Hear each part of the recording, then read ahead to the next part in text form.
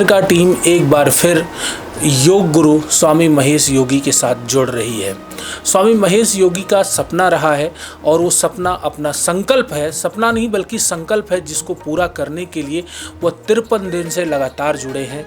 वह 6 माह तक 11 घंटे प्रतिदिन कपालभाति प्राणायाम कर रहे हैं। आज उनका 53वां दिन है, उनके प्राणायाम का 53वां दिन है। इस मौके पर तिलक पत्रिका टीम आज स्वामी जी से ये लगातार जो उनका 11 घंटे का प्राणायाम होता है उसको करने के लिए उनके अंदर ऊर्जा कहाँ से आती है, किस प्रकार से उस प्राणायाम को वह सफलतापूर्वक करते हैं, कैसे जो भी चुनौतियाँ आती हैं उनका वो सामना करते हैं, यह जानने के लिए तिलक पत्रिका टीम महेश योगी जी के साथ जुड़ रही है। जी स्वामी जी। जय श्री राम। आपके चैनल के माध्यम से देश के सभी स्वजनों को बहुत बहुत साधुवाद, मंगल कामनाएं। स्वामी जी, जो आप ये लगातार प्राणायाम कर रहे हैं, आज उसका 53वां दिन है।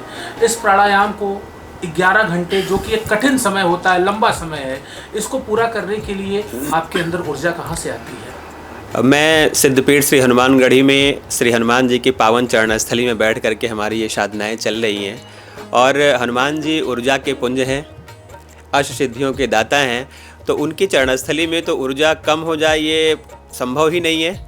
और दूसरी चीज़, हमारे मानस में पूज्य गोस्वामी जी ने लिखा, कवन सुकाज कठिन जगमाही।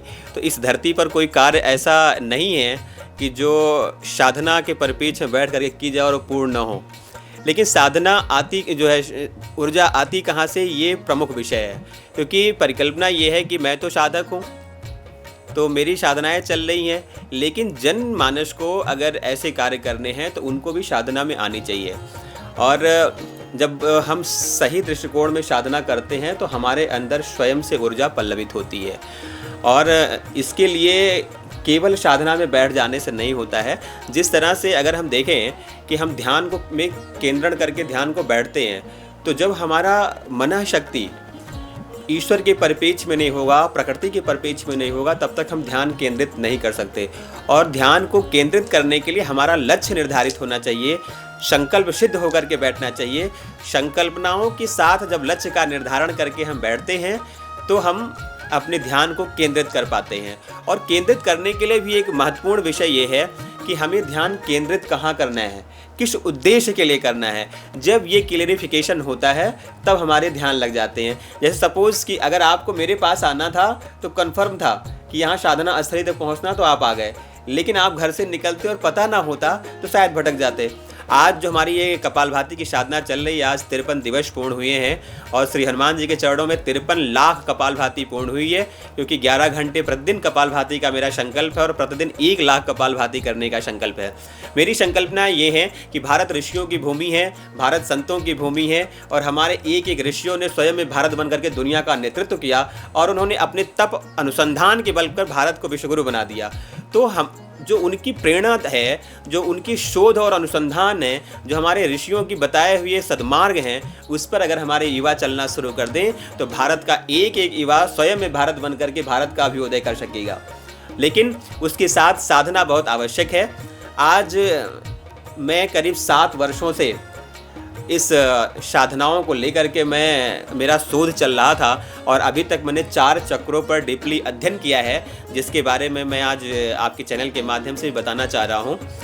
आज्ञा चक्र जो हमारे भ्रिकुटी के मध्य है, जिसको हम त्रिनेत्र भी कहते हैं और आध्यात्म की भाषा में इसको अपना सूर्य भी कहते हैं। हमारे यहाँ आध्यात्म में चंदन लगाने की प्रक्रिया है और चंदन ये साधारण नहीं है। साइंटिफिक दृष्टिकोण से देखें तो ये 100% ऊर्जा के लिए प्रूव्ड है कि हमें ऊर्जा प्रवाहित हमारे अंदर कैसे हो, उसके लिए हम चंदन लगाते हैं। दोनों भ्रिकुटी के मध्य जो हमारा ये आज्ञा चक्र है, आज्ञा चक्र को जैसे हम स्पर्श करते हैं तो हमारा तीसरा नेत्र प्रतिबिंबित हो जाता है। जैसे घर में पूरा अंधेरा हो और हम बाहर से आते ही एक स्विच ऑन करते हैं तो घर में प्रकाश आ जाता है, एक बल्ब जल जाता है। उसी तरह से जब हम ध्यान में बैठते हैं और अपने आज्ञा चक्र को स्पर्श करते हैं, चंदन लगाते हैं या स्पर्श मात्र ही कर लेते हैं, तो हमारा जो ये प्लटली ग्रैंड है, आज्ञा चक्र है, ये प्रकाशित हो जाता है। और ये अंतःमुखी है। 2 बाह्य चक्षु हैं हमारे, जिससे हम संसार का अवलोकन करते हैं। तीसरा हमारा अंतःचक्षु है, जिससे हम अपने स्वयं का अवलोकन करते हैं। तो जब हमारा सूर्य अंदर प्रतिबिंबित हो गया तो हमारे अंतःकरण में प्रकाश आ गया, हम अपदीपो भव की स्थिति में हो गए। तो जिस तरह से एक सूर्य ब्रह्मांड में जो प्रकाशित है वो संपूर्ण चर चराचर को ऊर्जा प्रदान करता है, उसी तरह से हमारे अंतःकरण में हमारा सूर्य प्रतिबिंबित होकर के हमारे इस मस्तिष्क रूपी ब्रह्मपिंड में प्रकाश को प्रतिबिंबित करता है और धीरे धीरे हमारे पूरे शरीर को प्रकाशमय कर देता है। अपनी आज्ञा चक्र पर ध्यान करते हैं तो हम 24 घंटा एनर्जेटिक रह सकते हैं। अगर हमने 5 घंटे कर लिया तो हम 5 दिन रह सकते हैं। अगर हमने 10 घंटे कर लिया तो हम महीनों रह सकते हैं। हमारी ऊर्जा का ग्रोथ बढ़ जाएगा। तो इस तरह से हम अपनी ऊर्जा को बढ़ा सकते हैं। लेकिन अगर हमारा शरीर पूर्ण रूप से ऊर्जा से भर गया तो ये शरीर की भी क्षमता होनी चाहिए जो उस ऊर्जा को संग्रहित कर सके, रोक सके अपने अंदर। उसके लिए दूसरा ध्यान हम अपनी मूलाधार पर करते हैं। मूलाधार जो हमारे स्पाइन का निचला हिस्सा है, जिसे हम पुच्छ द्वार कहते हैं, और वहाँ से हमारी इणा, पिंगला, सुषुम्ना 3 नाड़ियाँ जुड़ती हैं और उन 3 नाड़ियों से हमारे शरीर की 72,000 नाड़ियाँ जुड़ती हैं। मतलब यूँ कहें कि शरीर की संपूर्ण नाड़ियाँ।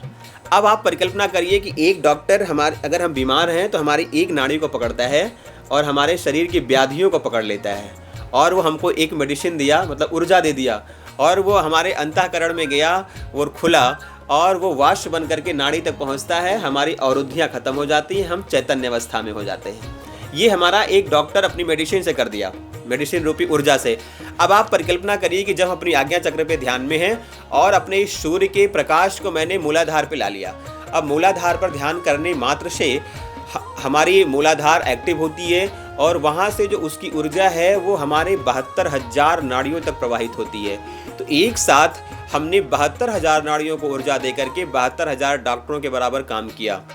और ऐसी सिचुएशन में जो हमारी नाड़ियां हैं, 72,000 नाड़ियों में ब्लड सर्कुलेशन और वायु संचार तीव्र मात्रा में हो गया और वहाँ से जितने विकार हैं वो खत्म हो गए। तो हमारे शरीर की 72,000 नाड़ियाँ चैतन्य अवस्था में हो गई।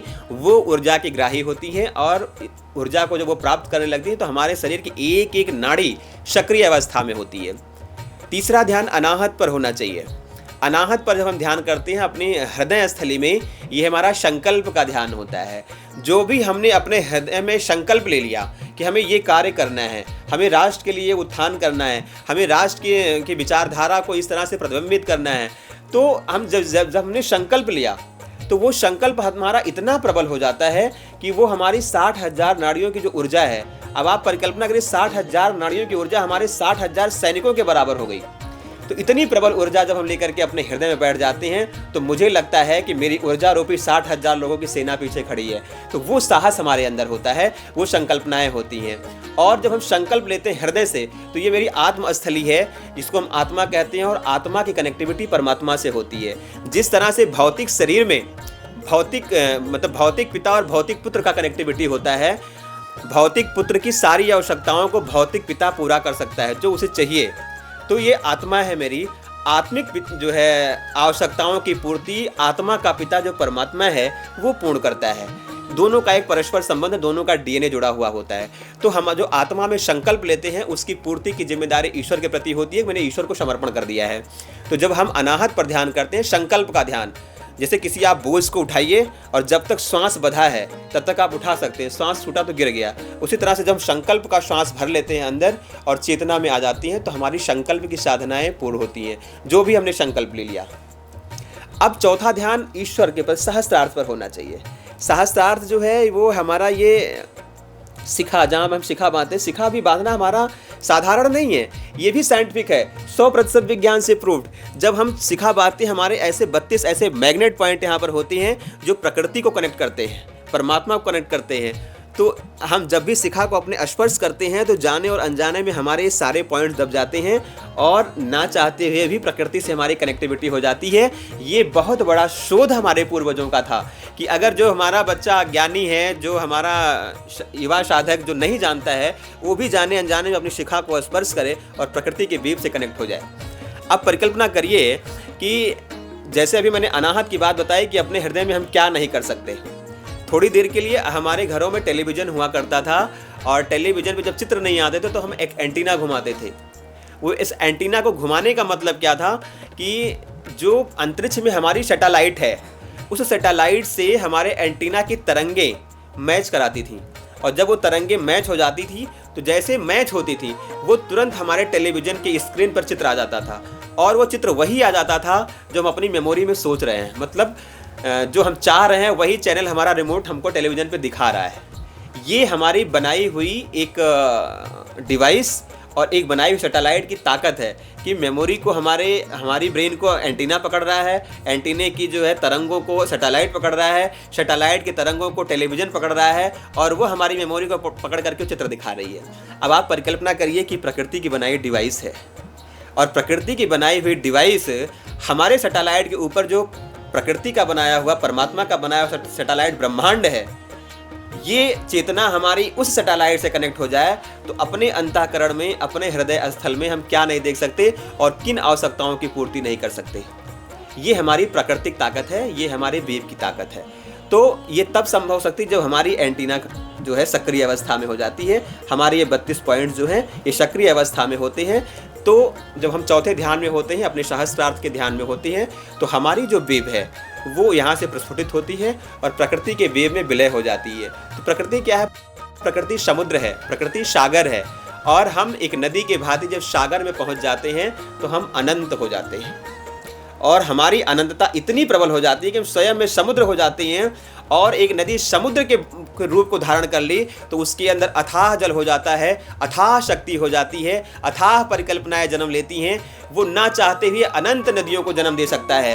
तो जब हम अपनी अंतःकरण की संकल्प को लेकर के प्रकृति से जुड़ जाते हैं तो हमारी शक्ति अपरमीय हो जाती है, हमारी साधना अगाध हो जाती है, और हम चाहें तो अनंत कार्यों को एक साथ क्रियान्वित कर सके भारत को वो प्रभुता प्रदान कर सकते हैं। ये हमारी साधनाओं की धारणा है। और मेरा मतलब ये नहीं केवल जो है एक साधना आध्यात्मिक दृष्टिकोण में, हम अपनी संकल्प को, ज्ञान को, विज्ञान को, धर्म को, अध्यात्म को, जो है चिकित्सा को, व्यापार को, जिस भी उद्देश्य की पूर्ति के लिए हम ध्यान में बैठते हैं, साधना में बैठते हैं, वो हमारी आवश्यकताओं की पूर्ति करता है। दूसरा बिंदु ये कि इतनी साधना के बाद भी एनर्जी डाउन क्यों नहीं होती। अब परिकल्पना ये है कि मैंने सूर्य से तो एनर्जी ले लिया है, जिस तरह से एक सोलर पैनल सूर्य से एनर्जी लेकर के अब आप चाहे 2 बल्ब जलाओ चाहे 4 बल्ब जलाओ, उसकी ऊर्जा खत्म नहीं होने वाली है। इस तरह से हमारे यहाँ जो भोजन की ऊर्जा है वो सबसे नगण्य अवस्था की ऊर्जा है। भोजन की ऊर्जा नगण्य अवस्था की क्यों? इसलिए है कि हमने अगर भोजन 2 टाइम कर लिया तो 24 घंटा हम सक्रिय होकर काम नहीं कर सकते। मशीन को आपने भोजन दे दिया, मतलब ऊर्जा दे दी, तो 24 घंटा सक्रिय अवस्था में काम कर सकता है, जबकि उसकी ऊर्जा कृत्रिम है। जब हम भोजन लेते हैं तो मुझे 4 घंटा उस भोजन को, खाए हुए भोजन को पचाने में लग जाता है। दोबारा फिर हम थोड़ी देर सक्रिय हुए, फिर भोजन लिया, फिर पचाने में लग जाती है। लेकिन जब हम लिक्विड बेस की भोजन लेते हैं तो पचाने में हमारी ऊर्जा कम लगती है। और जब हम आध्यात्मिक ऊर्जा, जब हम प्राकृतिक ऊर्जा लेने लगें तो 24 घंटा हमारी सक्रियता बनी रहती है। और उसके लिए सिर्फ एक ही माध्यम है, साधना। हम अपनी आज्ञा चक्र का ध्यान करें, अपनी मूलाधार का ध्यान करें। देखा आप लोगों ने, स्वामी महेश योगी जी तिलक पत्रिका टीम के साथ जुड़े हुए थे और अपने योग के लिए मिलने वाली ऊर्जा के बारे में उन्होंने विस्तार से जानकारी दी, और अगला जो उनका शोध चल रहा है रुद्र राज योग के बारे में भी उन्होंने विस्तार से बताया। मैं देवेश पांडे, अयोध्या।